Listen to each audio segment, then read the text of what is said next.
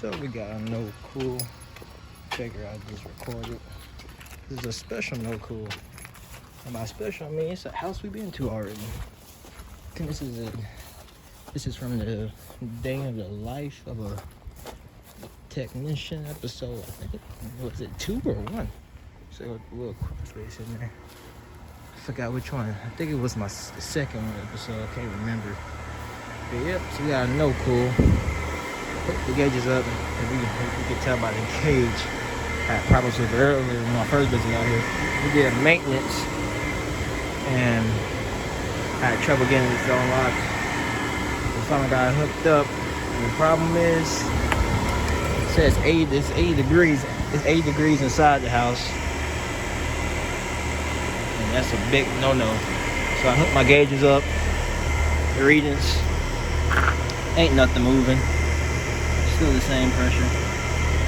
We're gonna open this bad boy up. Look at the capacitor. Fans running. See if it's the. Hopefully it's not the compressor. Check with you guys after this. So I got it finally off, and guess what I thought? It's a bad capacitor. Let's check for you guys. Checking out the com. Scan 0.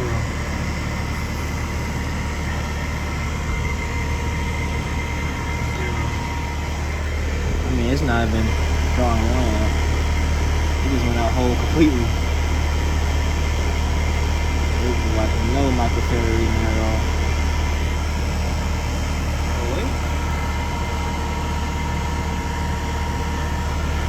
So yeah, so I'm getting at least I'm getting the right amount on the fan, but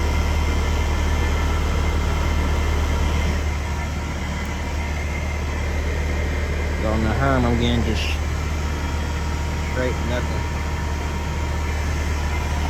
So yes, I'm gonna go put one in, see if the pressure start moving. So good news, everything's back to normal. Just had bad capacitor. Some things been going out left and right these couple of weeks now. It's like my 5th one this week. It's Thursday. Like my 5th capacitor is done now. It's been so hot in Georgia, probably like 90 and 95. For that mud pile I told him to get rid of. So I guess he hasn't got around to that yet. But yeah, pressure's starting to look pretty decent. I just started it back up, so I'm gonna just let it settle for a while until it gets back to normal time, normal pressure is supposed to be at, but it's basically what I really think it is. I think it's just probably just that capacitor wasn't kicking in. Cause it was hot in that house too. It's probably about 80 degrees upstairs. And I know it was dying. Cause I was dying. I was only in there for like 5 seconds.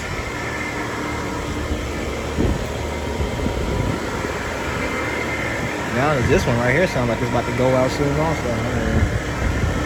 I heard it start next to me. Yeah. It sounded like a pretty problem. I'm gonna tell him about it, but if you don't want to, get it looked at or fixed, I ain't gonna touch it. Yeah. That's basically it for this call. If anything do go wrong, I'll make sure to record it and let you guys know any updates. Oh, that's it for that one. It started raining this right when I got done finishing putting it in. Like thunderstorming. Clothes all wet, hats wet, pants soaked. It's a good question for you other technicians. When it rains, do you just finish up what you're doing and hurry up? Or do you just go in your van and just wait for the rain to stop? What I usually do, I usually just try to rush up before it gets really, really too heavy. If it's like sprinkling, I'll just finish it up and just go on. But if it's thunderstorming, I try to just go as fast as I can and get done as much as I can before it just goes crazy. But it's thunder and lightning now, and I can barely even see out my windows, so that's pretty good. But yeah, so what it really was just a bad capacitor.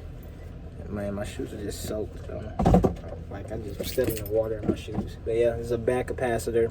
Changed it out, pretty simple. I like those type of jobs. You just come out, look at the capacitor, bad, switch out, boom, leave.